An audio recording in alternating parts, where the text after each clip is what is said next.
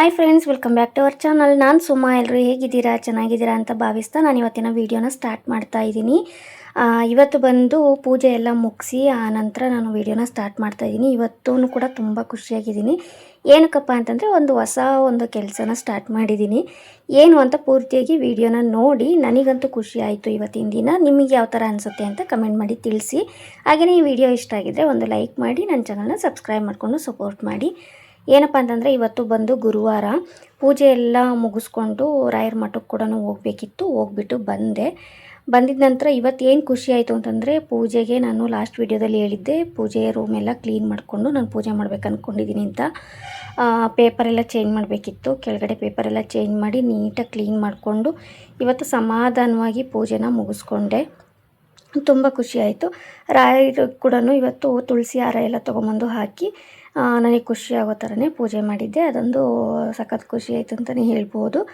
ಇನ್ನೊಂದು ಏನಪ್ಪ ಅಂತಂದರೆ, ಇವತ್ತು ಒಂದು ಹೊಸ ಬುಕ್ಕನ್ನು ತೊಗೊಂಬಂದು ರಾಯರ ನಾಮನ ಬರಿಬೇಕು ಅಂತ, ಅಂದರೆ ರಾಯರ ಹೆಸರನ್ನ ಬರಿಬೇಕು ಇಷ್ಟು ಸಲ ಅಂತ ಬರೀತಾರಲ್ವ, ಅದನ್ನು ಸ್ಟಾರ್ಟ್ ಮಾಡಿದ್ದೀನಿ. ಅದು ಕೂಡ ಒಂದು ನನಗೆ ಪಾಸಿಟಿವ್ ಎನರ್ಜಿನ ಕೊಡಲಿ ಅಂತ ದೇವರಲ್ಲಿ ಕೇಳ್ಕೊತೀನಿ. ಯಾಕಂದರೆ ಯಾವಾಗ್ಲೂ ಸ್ವಲ್ಪ ನೆಗೆಟಿವ್ ಥಿಂಕಿಂಗ್ ಬರ್ತಾ ಇರುತ್ತೆ, ಜೊತೆಗೆ ಎನರ್ಜಿ ಲೋ ಇರುತ್ತೆ. ಇದೆಲ್ಲ ನೋಡ್ತಾ ಇದ್ದರೆ ನಾನು ಎನರ್ಜಿ ಜಾಸ್ತಿ ಮಾಡಿಕೊಂಡು ಖುಷಿಯಾಗಿರೋದಕ್ಕೆ ಏನು ಬೇಕೋ ಅದನ್ನು ನಾನೇ ಮಾಡ್ಕೋಬೇಕಲ್ವ. ಹಂಗಾಗಿ ಸ್ವಲ್ಪ ನಾನು ಏನಾದರೂ ಹೊಸ್ದಾಗಿ ಮಾಡಬೇಕು ಅಂತ ಟ್ರೈ ಮಾಡ್ತಾ ಇರ್ತೀನಿ. ಅದರಲ್ಲಿ ಇದು ಒಂದು ಕೂಡ. ಇದನ್ನು ನಾನು ಹಂಗೆ ಮಾಡಬೇಕು ಹಿಂಗೆ ಮಾಡಬೇಕು, ಯಾರೋ ಹೇಳಿದ್ರು ಬ್ರಹ್ಮ ಮುಹೂರ್ತದಲ್ಲಿ ಎದ್ದು ಪೂಜೆ ಮಾಡಬೇಕು, ಈ ಥರ ಯಾವುದೂ ಅಂದ್ಕೊಂಡಿಲ್ಲ.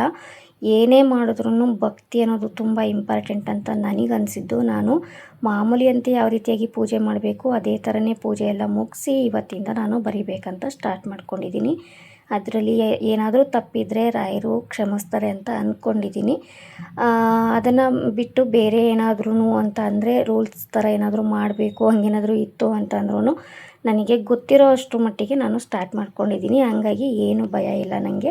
ಯಾಕಂದರೆ ಫಸ್ಟು ನಾವು ರಾಯರ ಹತ್ರನೇ ಕೇಳ್ಕೊಂಬಿಟ್ರೆ ಇದರಲ್ಲಿ ಏನಾದರೂ ತಪ್ಪಿದ್ದರೆ ದಯವಿಟ್ಟು ಕ್ಷಮಿಸಿ, ನನಗೆ ಗೊತ್ತಿರೋದಿಷ್ಟೇ, ನಾನು ಈ ಥರ ಮಾಡ್ತಾಯಿದ್ದೀನಿ ಅಂತ ನನ್ನ ಮನಸ್ಸಿಗೂ ನೆಮ್ಮದಿಯಾಗಿರ್ತೀನಿ. ಮತ್ತು ಬೇರೆ ಥರ ಯೋಚನೆ ಕೂಡ ಬರಲ್ಲ ಅಂತ ನನಗನ್ನಿಸ್ತು. ಅದೇ ಥರನೇ ಒಂದು ಫಸ್ಟೇ ಕೇಳ್ಕೊಂಬಿಟ್ಟು ನಾನು ಸ್ಟಾರ್ಟ್ ಮಾಡ್ಕೊಂಬಿಟ್ಟಿದ್ದೀನಿ.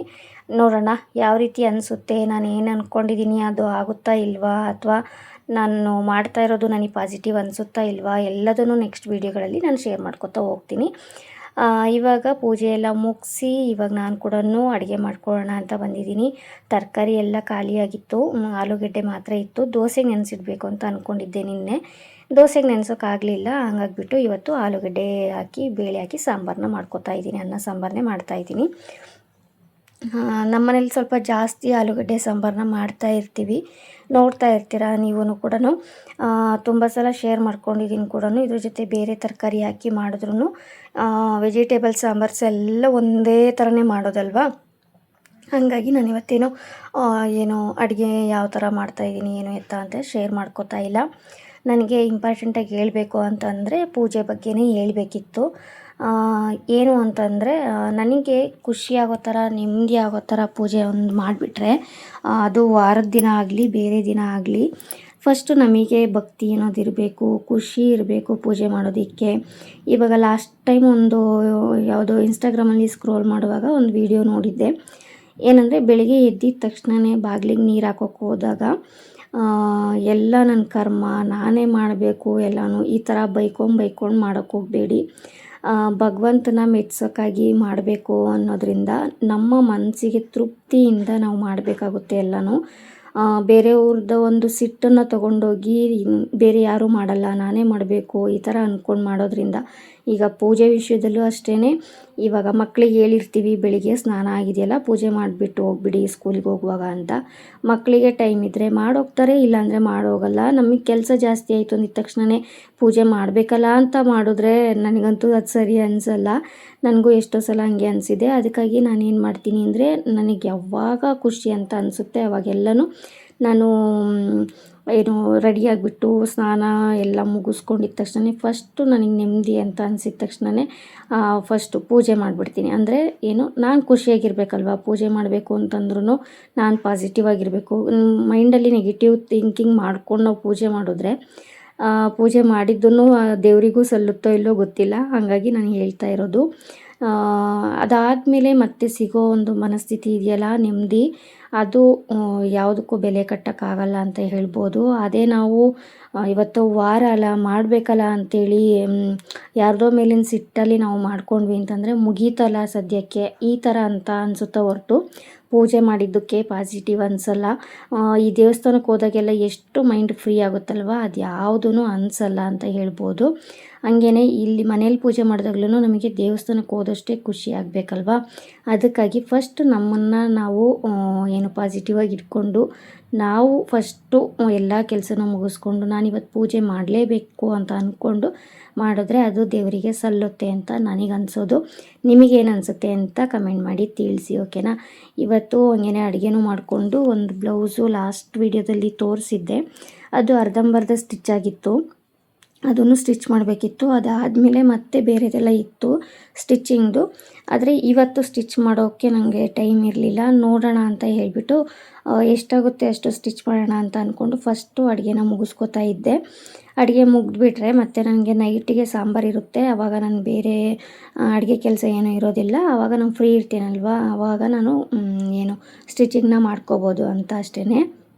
ಇವಾಗ ಅಡುಗೆಗೆ ಬಂದು ಸಾಂಬಾರು ಮಾತ್ರ ಮಾಡ್ಕೊತಾ ಇದ್ದೆ, ಯಾಕಂದರೆ ಅನ್ನ ಇತ್ತು ರಾತ್ರಿಗೆ, ಮತ್ತು ಅದೇ ಅನ್ನ ಏನಾದರೂ ಇತ್ತು ಅಂತಂದರೆ ಮುದ್ದೆ ಮಾಡ್ಕೋಬೋದು ಅಂತ ನನ್ನ ಪ್ಲ್ಯಾನ್ ಇತ್ತು. ಹಾಗಾಗಿಬಿಟ್ಟು ಫಸ್ಟು ಏನು ಸಾಂಬಾರು ಒಂದು ರೆಡಿ ಮಾಡ್ಕೊಂಬಿಟ್ರೆ, ಈ ತರಕಾರಿ ಇಲ್ದಾಗ ನೆನಪಾಗೋದು ಏನಾದರೂ ಸಾಂಬಾರೇ ಇದ್ದುಬಿಟ್ರೆ ಆರಾಮಾಗಿ ಏನಾದರೂ ಒಂದು ಸ್ವಲ್ಪ ರೈಸ್ ಗೀಸ್ ಮಾಡಿಕೊಂಡು ಕಳೆದ್ಬಿಡ್ಬೋದು ಅಂತ. ಇವಾಗ ಇತ್ತೀಚೆಗೆ ನಾನು ವಾಕ್ ಕೂಡ ಹೋಗ್ತಾ ಇರೋದ್ರಿಂದ ಅಲ್ಲಿ 1 ಅವರ್ ಗಟ್ಟಲೆ ಟೈಮ್ ನನಗೆ ಹೋಗ್ಬಿಡುತ್ತೆ, ಗೊತ್ತೇ ಆಗಲ್ಲ. ಯಾಕಂದರೆ ಮಕ್ಕಳು ಆಟಾಡ್ಕೋತಾ ಇರ್ತಾರೆ, ನನ್ನ ಪಾಡಿಗೆ ನಾನು ವಾಕ್ ಮುಗಿಸ್ಕೊಂಡು ಅವ್ರಿಗಿನ್ನೂ ಟೈಮು ಮನೆಗೆ ಬರೋಕ್ಕಾಗಿಲ್ಲ ಅಂತಂದರೆ ನಾನು ವೆಯ್ಟ್ ಮಾಡಿಕೊಂಡೆ ಅವ್ರನ್ನ ಕರ್ಕೊಂಬರ್ಬೇಕಲ್ವ, ಹಂಗಾಗಿ ನನಗೆ ಟೈಮ್ ಹೋಗೋದೇ ಗೊತ್ತಾಗಲ್ಲ. ಅದಕ್ಕೆ ಫಸ್ಟೇ ನಾನು ಅಡುಗೆ ಮಾಡಿಟ್ಬಿಟ್ರೆ ನನಗೆ ಹೆಲ್ಪ್ ಆಗುತ್ತೆ ಅಂತ ಹೇಳಿ ಈ ಕೆಲಸ ನಾನು ಫಸ್ಟೇ ಮುಗಿಸ್ಕೊಂಡ್ಬಿಡ್ತೀನಿ. ಇವಾಗ ಏನು ಅಂದ್ಕೊಂಡಿದ್ದೀನಿ ಅಂದರೆ ಮಕ್ಕಳಿಗೆ ರಜೆ ಇರೋದ್ರಿಂದ ಫಸ್ಟ್ ಬೆಳಿಗ್ಗೆನೇ ಅನ್ನ ಸಾಂಬಾರು ಏನಾದರೂ ಮಾಡಿಟ್ಕೊಂಡ್ಬಿಟ್ರೆ ನನಗೆ ಸಂಜೆನೂ ನೆಕ್ಸ್ಟ್ ಡೇ ಮಾರ್ನಿಂಗ್ವರೆಗೂ ನಂಗೆ ಸ್ವಲ್ಪ ಮೈಂಡ್ ಫ್ರೀ ಇರುತ್ತೆ. ಆವಾಗ ಸ್ಟಿಚಿಂಗಿಗಾಗಲಿ ನನ್ನ ವೆಯ್ಟ್ ಲಾಸ್ ಜರ್ನಿಗಾಗಲಿ ಯಾವುದಕ್ಕೂ ಪ್ರಾಬ್ಲಮ್ ಆಗಲ್ಲ ಅಂತ ಅಂದ್ಕೊಂಡಿದ್ದೀನಿ. ನನ್ನ ವೆಯ್ಟ್ ಲಾಸ್ ಜರ್ನಿಲಿ ಯಾವ ರೀತಿಯಾಗಿ ಮಾಡ್ತಾಯಿದ್ದೀನಿ ಅನ್ನೋದನ್ನು ಜಾಸ್ತಿ ನಾನು ಅಪ್ಡೇಟ್ ಮಾಡ್ತಾ ಇಲ್ಲ. ನಿಮಗೆ ಅದ್ರ ಬಗ್ಗೆನೂ ಏನಾದರೂ ಜಾಸ್ತಿ ವಿಡಿಯೋ ಬೇಕು ಅಥವಾ ಸ್ಟಿಚಿಂಗ್ ಬಗ್ಗೆ ಜಾಸ್ತಿ ವಿಡಿಯೋ ಬೇಕು, ಈ ಥರ ಯಾವ ಥರ ಜಾಸ್ತಿ ವೀಡಿಯೋಸ್ ಬೇಕು ಅನ್ನೋದನ್ನು ನೀವು ಕಮೆಂಟ್ ಮಾಡಿ ತಿಳಿಸಿ, ನಾನು ಅದನ್ನೇ ಶೇರ್ ಮಾಡ್ಕೋತೀನಿ. ಇವಾಗ ಹಂಗೇ ಆವಾಗಲೇ ಹೇಳ್ದಂಗೆ ಇದೊಂದು ಬ್ಲೌಸು ಅರ್ಧಂಬರ್ಧ ಸ್ಟಿಚ್ ಮಾಡಿದ್ದೆ ಅಲ್ವಾ, ಅದನ್ನು ಕೊಡಬೇಕಿತ್ತು ಅಂತ ಹೇಳಿ ಇದನ್ನು ಕಂಪ್ಲೀಟ್ ಮಾಡೋಣ ಅಂತ ಹೇಳಿ ಕೂತಿದ್ದೆ. ಅದನ್ನು ಕಂಪ್ಲೀಟ್ ಮಾಡೋಷ್ಟೊತ್ತಿಗೆ ಸಂಜೆ ಆಗೇ ಹೋಯಿತು, ಟೈಮ್ ಹೋಗಿದ್ದೇ ಗೊತ್ತಾಗಿಲ್ಲ. ಅದನ್ನು ಕಂಪ್ಲೀಟ್ ಮಾಡಿದ್ದಾಗಿದ್ದ ತಕ್ಷಣವೇ ವಾಕ್ ಹೋಗಬೇಕಿತ್ತು ಅಂತ ಹೇಳಿದ್ನಲ್ವ, ವಾಕ್ ಹೋದ್ವಿ. ವಾಕು ಅಷ್ಟೇ, ಬೆಳಗ್ಗೆ ವಾಕ್ ಹೋಗೋದಕ್ಕೆ ಟೈಮ್ ಸಾಕಾಗ್ತಿಲ್ಲ, ಯಾಕಂದರೆ ರಜೆ ಇರೋದ್ರಿಂದ ಸ್ವಲ್ಪ ಬೆಳಗ್ಗೆ ಎದ್ದೇಳೋದು ಲೇಟ್ ಆದರೆ ವಾಕ್ ಹೋಗೋಕ್ಕಾಗ್ತಾಯಿಲ್ಲ. ಅದನ್ನು ಸ್ವಲ್ಪ ಚೇಂಜಸ್ ಮಾಡ್ಕೋಬೇಕಂತ ಅಂದ್ಕೊಂಡಿದ್ದೀನಿ. ಏನಾದರೂ ಚೇಂಜಸ್ ಮಾಡಿಕೊಂಡ್ರೆ ನೆಕ್ಸ್ಟ್ ವೀಡಿಯೋಗಳಲ್ಲಿ ಶೇರ್ ಮಾಡ್ತೀನಿ, ಓಕೆನಾ. ಇವಾಗ ವಾಕ್ ಬಂದಿದ್ವಿ, ವಾಕ್ ಮಾಡುವಾಗೂ ಚಿಕ್ಕದಾಗಿ ಒಂದು ಕ್ಲಿಪ್ಪಿಂಗ್ಸ್ನ ತೊಗೊಂಡೆ, ಟಾರ್ಗೆಟ್ ಇಟ್ಕೊಂಡು ವಾಕ್ ಮಾಡ್ತಾ ಇದ್ದೀನಿ. ಏನು ರಿಸಲ್ಟ್ ಬರುತ್ತೆ ಅಂತ ನೆಕ್ಸ್ಟ್ ವೀಡಿಯೋದಲ್ಲಿ ನಾನು ಖಂಡಿತವಾಗಿಯೂ ಶೇರ್ ಮಾಡ್ತೀನಿ. ಏನು ಹೆಲ್ಪ್ ಆಯಿತು, ಏನಾದರೂ ಹೆಲ್ಪ್ ಆಯಿತಾ ಇಲ್ವಾ, ಎಕ್ಸ್ಟ್ರಾ ಇದ್ರ ಜೊತೆಗೆ ಇನ್ನೂ ಏನು ಮಾಡಿದೆ ಎಲ್ಲದನ್ನೂ ಶೇರ್ ಮಾಡ್ಕೊತೀನಿ. ಈ ವಿಡಿಯೋ ಇಷ್ಟೇ ಫ್ರೆಂಡ್ಸ್. ಇಷ್ಟ ಆಗಿದೆ ಒಂದು ಲೈಕ್ ಶೇರ್ ಕಮೆಂಟನ್ನು ಮಾಡಿ. ಹಾಗೆಯೇ ನನ್ನ ಚಾನಲ್ನ ಯಾರೇನೂ ಸಬ್ಸ್ಕ್ರೈಬ್ ಮಾಡಿಲ್ಲ, ದಯವಿಟ್ಟು ಸಬ್ಸ್ಕ್ರೈಬ್ ಮಾಡಿಕೊಂಡು ಸಪೋರ್ಟ್ ಮಾಡಿ. ಈ ವಿಡಿಯೋ ಇಷ್ಟ ಆಗಿದ್ದರೆ ಒಂದು ಲೈಕ್ ಮಾಡಿ. ಸಿಗ್ತೀನಿ ನೆಕ್ಸ್ಟ್ ವಿಡಿಯೋದಲ್ಲಿ. ಟೇಕ್ ಕೇರ್, ಬಾಯ್ ಬಾಯ್.